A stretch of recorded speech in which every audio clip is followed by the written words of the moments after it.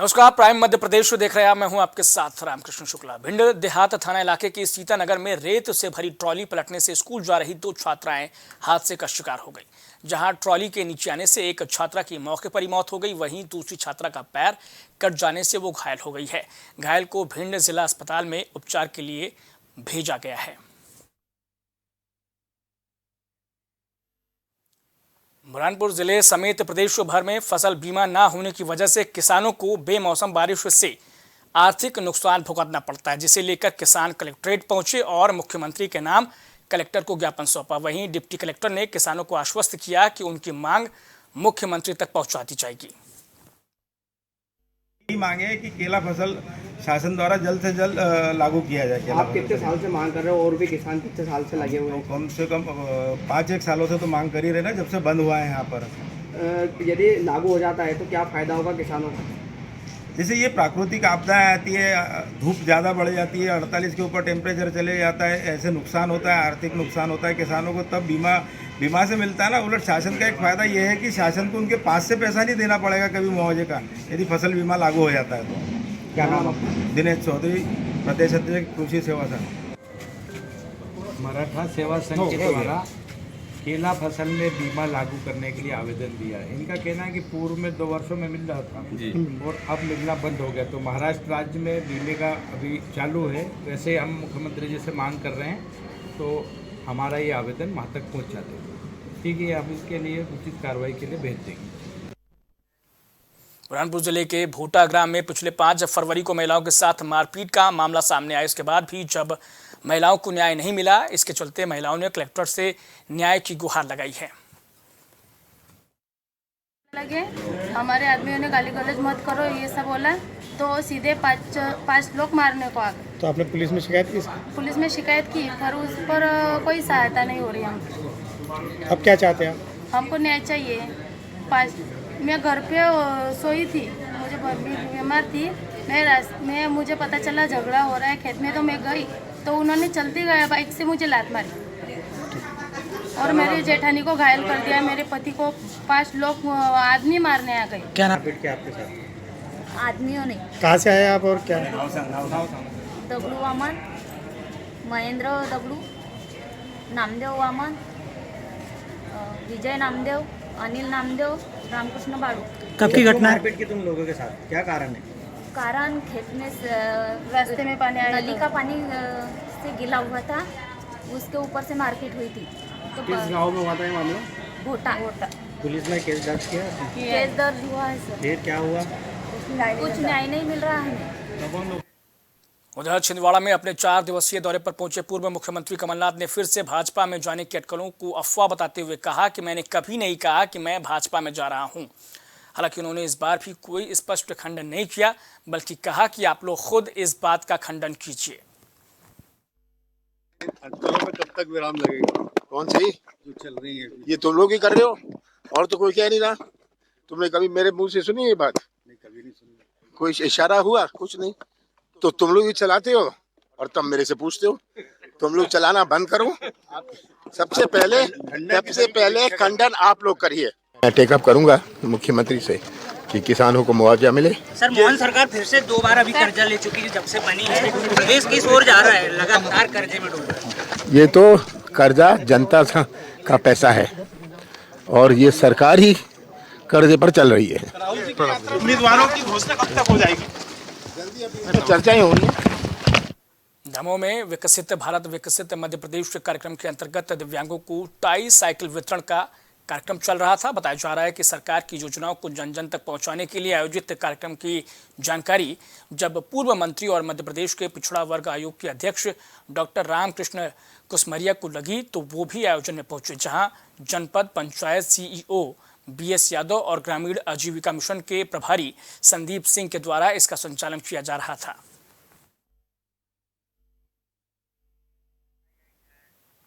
दमोह के अजब धाम फतेहपुर में छोटे सरकार के कुशल निर्देशन में 14 फरवरी से 13 मार्च तक चलने वाला लोक कल्याणार्थ एक मासीय 92वां श्री रामचरितमानस महायज्ञ में यज्ञशाला की परिक्रमा के लिए श्रद्धालुओं की भीड़ उमड़ रही है।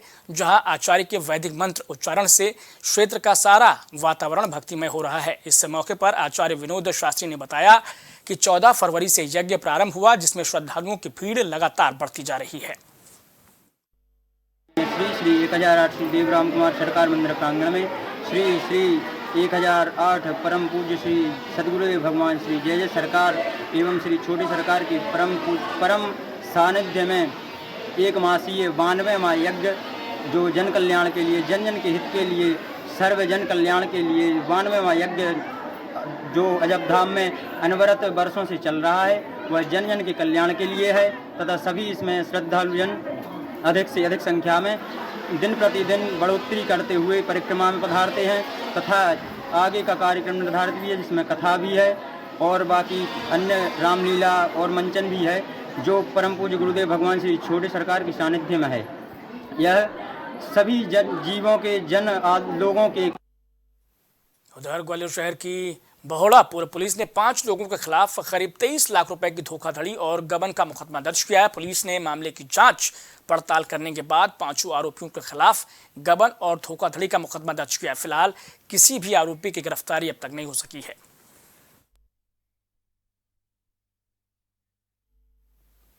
ग्वालियर शहर के बहुचर्चित अक्षय यादव हत्याकांड की प्रमुख गवाह शिक्षिका करुणा शर्मा पर उस समय से 2 अज्ञात बदमाशों ने फायरिंग कर दी जब वो अपने स्कूल जा रही थी। गनीमत ये रही कि करुणा शर्मा को गोली नहीं लगी। वहीं इस मामले में हत्याकांड से संबंधित पीड़ित परिवार का कहना है कि करुणा शर्मा को गवाही देने से रोकने के लिए आरोपियों ने फायरिंग की है। घटना की सूचना मिलते ही एडिशनल एसपी गजेंद्र सिंह, वर्तमान और माधवगंज पुलिस मौके पर पहुंचे और मामले की जांच शुरू कर दी है। हमने मौके का मुआयना किया है। मौके पे हमको खाली खोखा मिला है और इसमें प्रथम दृष्टया जो हमको साक्ष्य दिखाई दे रहे हैं या फरियादिया ने जो कहा है उसके हिसाब से हम इसमें मुकदमा कायम कर रहे हैं और जो भी तथ्य सामने आएगा अनुसंधान के दौरान उस पर वैधानिक कार्रवाई करेंगे। प्रभावी है छात्रा की माँ बताया गया, जो छात्रा की माँ है वो मुख्य गवाह थी इस केस में हत्या करने। और निश्चित रूप से पहले जो एक घटनाक्रम हुआ है जो सबको विदित है उसमें क्योंकि गवाह भी है तो हो सकता है कि ये एंगल कहीं न कहीं पुराने केस से उभर के आ रहा हो। तो हम सारे तथ्यों पे सारी परिस्थितियों पर हम जांच करेंगे और जो भी स्कूल के लिए तो उनको बीच रास्ते में 2 लड़कों ने रोक के उनके ऊपर में 2 राउंड चलाए, फायरिंग की और उद्देश्य उनका यही था कि उनको डराया जाए या उनको थोड़ी हानि पहुंचाई जाए जिससे ये गवाही ना लगे और ये जितने भी जो जेल में आरोपी बंद हैं और या जो अभी जो जेल तोड़ के जो फरार हुए थे आरोपी बाल सुधार गृह से 2 आरोपी अभी भी फरार है, उनका अभी तक कोई सुराग नहीं लगा है। तो हमें पूरी आशंका है कि या तो वो दोनों हो सकते हैं या फिर और कोई भी उनके जो रिश्तेदार हैं, संबंधी हैं, वो लोग हो सकते हैं जो कि इस तरह का काम किया है उन्होंने। किस केस में गवाह है ये लोग? अक्षय मर्डर केस जो कि 10 जुलाई को हुआ था।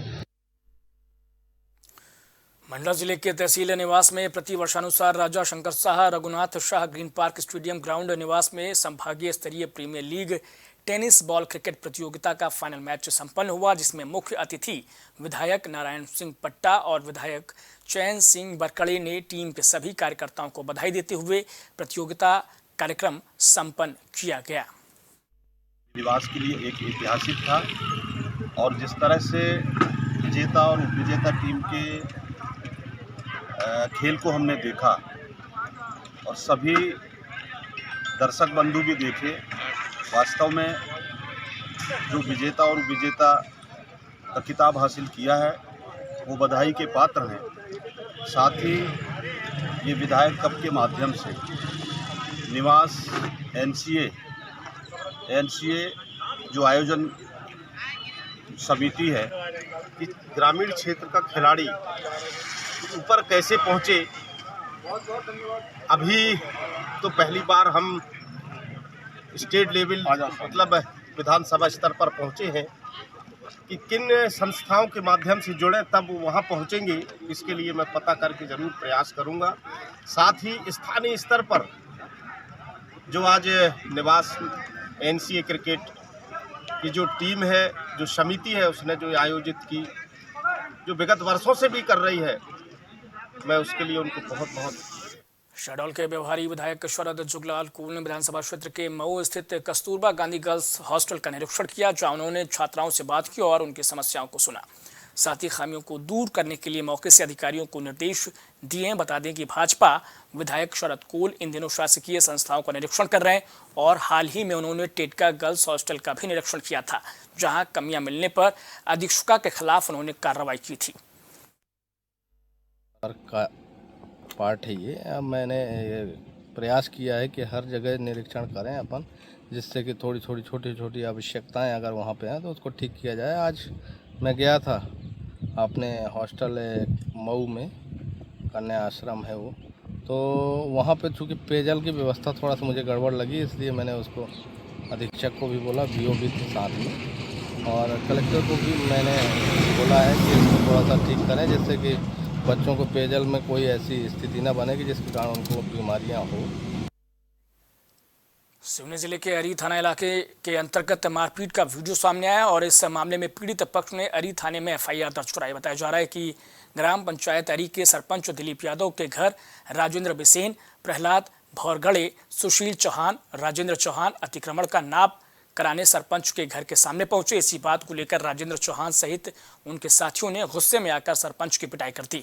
सरपंच से पिटाई का वीडियो सोशल मीडिया पर लगातार वायरल हो रहा है।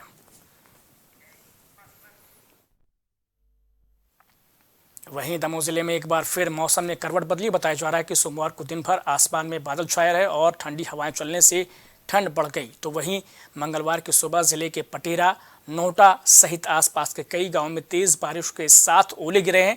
बताया जा रहा है कि दमोह के रियाना, मुडारी, जुझार और आसपास के कई गांवों में पहले ओले गिरना शुरू हुए, उसके बाद बारिश शुरू हो गई। बारिश और ओलावृष्टि होने से खेतों में खड़ी फसलों को लेकर किसान अब नुकसान का अनुमान लगा रहे हैं। तो प्राइम मध्य प्रदेश में इतना ही, बने रहिए प्राइम टीवी के साथ। कुछ भाव पुष्प। आप देख रहे हैं प्राइम टीवी, सच साहस सरोकार।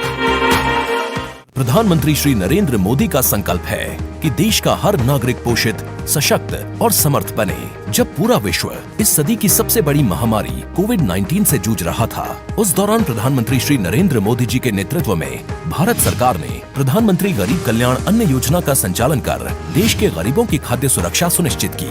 इसी संवेदनशीलता को जारी रखते हुए आज 80 करोड़ से भी ज्यादा लोगों को मुफ्त अनाज दिया जा रहा है।